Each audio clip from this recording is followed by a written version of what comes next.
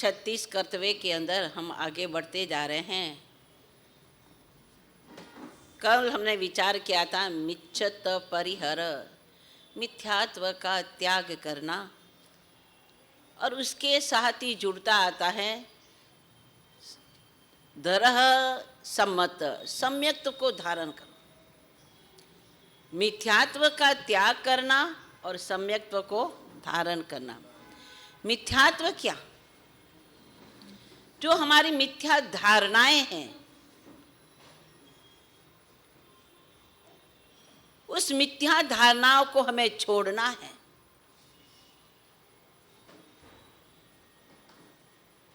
और जो सत्य धारणा है उसको हमें जीवन में अंगीकार करना है।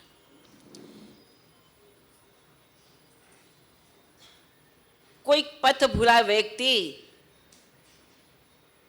संध्या का समय है, रास्ता भटक गया है, सामने अमावस की काली कजराली रात्रि आ रही है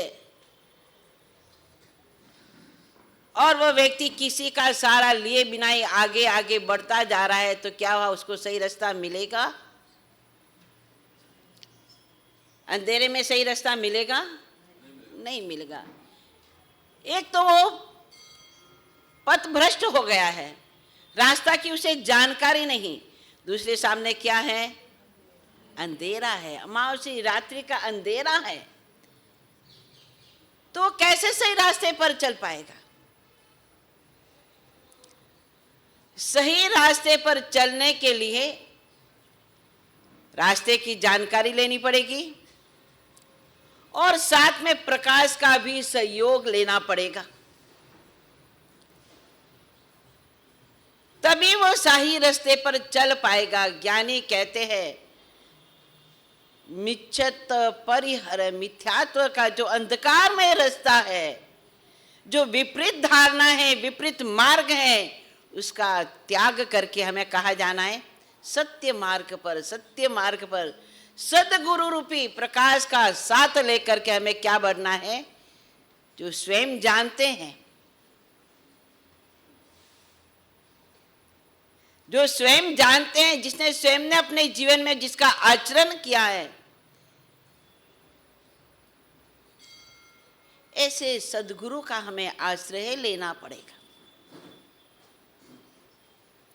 अरिहंतो महदेवो जा जीवम सुसाउणो गुरुनो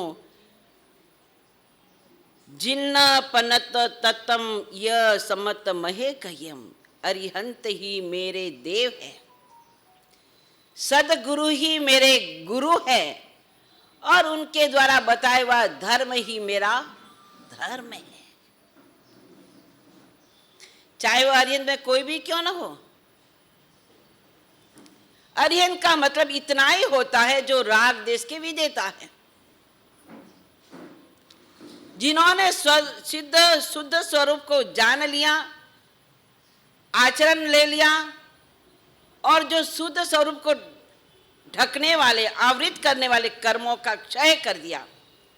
जो हमारे ज्ञानावरणी है, दर्शनावरणी है, मोहनी है, अंतराय कर्म है, इनका क्या कर दिया? क्षय कर दिया। वो अरिहंत, चाहे वो ब्रह्मा हो, चाहे वो विष्णु हो, चाहे वो महेश हो, चाहे वो शिव शंकर, कोई भी क्यों न हो, जो राग देश से रहित है, जो सिद्ध स्वरूप अवस्था में है, शुद्ध अवस्था में है, वही मेरे कौन है? देव है, वही मेरे देव है। पंजाब के श्री गुरु वल्लभ के जीवन की एक छोटी सी घटना बताती हूं मैं। छगन नाम का एक लड़का, छोटा सा, जिसकी उम्र लगभग होगी 7-8 साल, 10 साल की होगी, बड़ौदा की जानीसरी में रहने वाला, पिता का नाम दीपचंद जी, माता का नाम इच्छा देवी। संयोग ऐसा बना, कर्म की गति कोई नहीं जानता। कर्म का संयोग ऐसा था कि छोटी सी उम्र में पिता का साया हट गया था। माता इच्छा देवी अपने बच्चों का पालन पोषण कर रही थी, भाई भी बड़े थे, वो भी संभालते थे। समय चलता गया, समय को कोई रोक नहीं पाता है। और ऐसी स्थिति और आ गई कि माता इच्छा देवी भी जीवन की अंतिम सांस लेने लगी। और उस समय वह छगन 8-10 साल का होगा लगभग। सभी भाई बहन माँ को घेर करके बैठे, और वो भी माँ के पास बैठा हुआ है।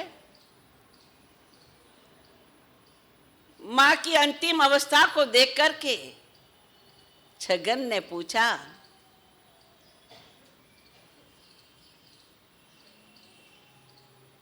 कि माँ आप कैसे हो? उसकी तुतलाती भाषा को सुनकर के माँ कहती है, बेटा अब तो मैं तुम्हारे से विदाई लेने वाली हूं, अब मैं तुमको छोड़ करके जाने वाली हूं। तो माँ हमें किसके भरोसे छोड़ करके जाएगी? पिताजी तो चले गए, पिताजी तो है नहीं दुनिया में, तो अब हमें तुम किसके भरोसे छोड़ करके जा रही हैं, ये तो बता के जाओ। माँ कहती है, छगन की तरफ निहारते हुए कहती है, बेटा और किसी के भरोसे नहीं, मैं अरिहंत की शरण में तुम्हें छोड़ करके जाती हूं। वह अरिहंत ही तुम्हारा रक्षक होगा, वो अरिहंत को जानने वाले गुरु ही तेरे पालक होंगे, बस मैं उनके ही भरोसे चढ़ने वाले। तो माँ इतना तो बता दे, वो अरिहंत है कहाँ, वो अरिहंत है कौन? और माँ ने इतना बोल भी नहीं पाए और अंतिम सांस ले ली। माँ दुनिया से चली गई। वह छगन सोचता है, माँ ने मुझे कहा था, जानते जाती ये कहा था, मैं तुझे अरिहंत की शरण में छोड़ करके जा रही हूं, पर वो अरिहंत मिलेंगे कहाँ? उन्होंने ये भी बताया था कि गुरु के पास मिलेगा। अब वो गुरु कौन? उस गुरु के इंतजार में बैठा है। समय बीतता गया। उसी बड़ोदरा की नगरी के अंदर जानीसेरी के उपाश्रय में जंगम युग प्रधान आचार्य भगवंत आत्माराम जी महाराज का पदार्पण हुआ।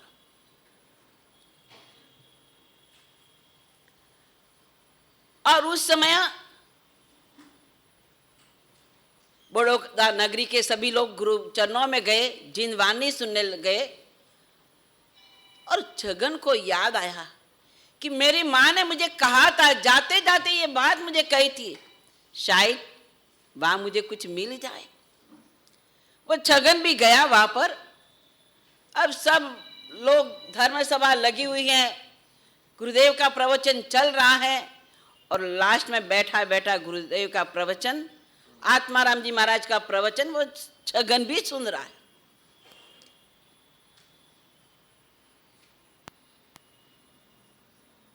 धर्म सभा पूरी हो गई। सब लोग अपने अपने घर चले गए, लेकिन उपाश्रय के एक कोने में वह छगन बैठा हुआ है, गया नहीं। मेरी माँ ने कहा था, अरिहंती तेरा सहारा है, अरिहंती तेरी शरण है। अब वो छगन वहां बैठा है।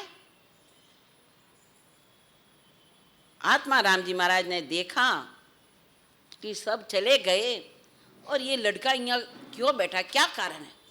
कुछ न कुछ तो कारण है।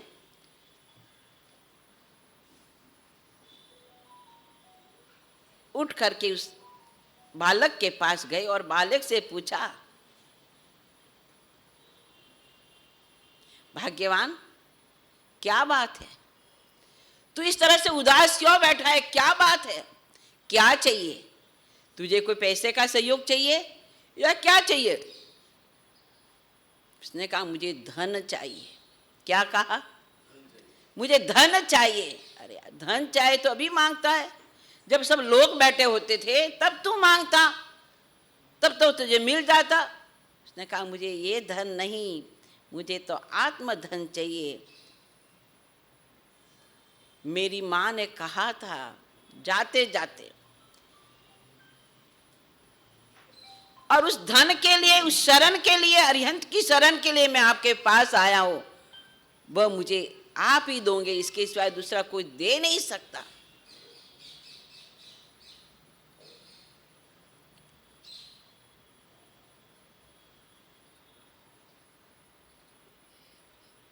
छोटा सा भोला भाला बालक, जिसे पता नहीं अरिहंत क्या होता है, आत्मधन क्या होता है, मां के डाले हुए संस्कार, मां ने जाते जाते कहा कि बेटा अरिहंत ही तेरा सहारा है, वही से तुझे सब कुछ मिलेगा, तू उसकी शरण में चला जाना। और उसी आत्मधन को लेने के लिए, उसी अरिहंत शरण को लेने के लिए वो कहाँ चला गया? आत्माराम जी महाराज के पास।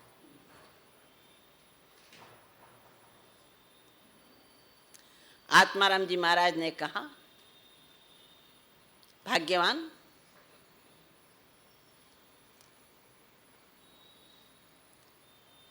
आत्मधन तो मिल जाएगा,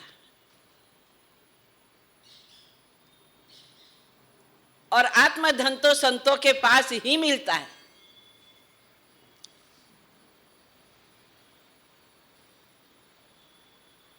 लेकिन उसको समझना पड़ेगा तुझे, उसको जानना पड़ेगा। और सचमुच में वह छोटा सा बालक जब आत्माराम जी महाराज से अरिहंत को समझा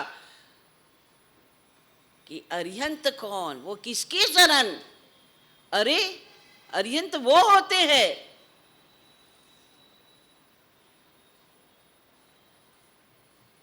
जो मैं हमेशा मंदिर में जाकर के मेरे माता पिता के साथ, मेरे भाई बहनों के साथ, जिनकी मैं पूजा करता हूं, वही अरिहंत। सचमुच में ये को छोड़ करके मैं अन्य कहीं जा नहीं सकता। और सचमुच में वही छगन, एक माँ के संस्कार तो देखो कि बच्चे को किस तरह से संस्कारों का बीजारोपण किया जाता है, किस तरह से अरिहंत के संस्कार डाले जाते हैं। और आजकल हमारी क्या स्थिति है? आजकल हम बच्चों को कहाँ लेके जाते हैं?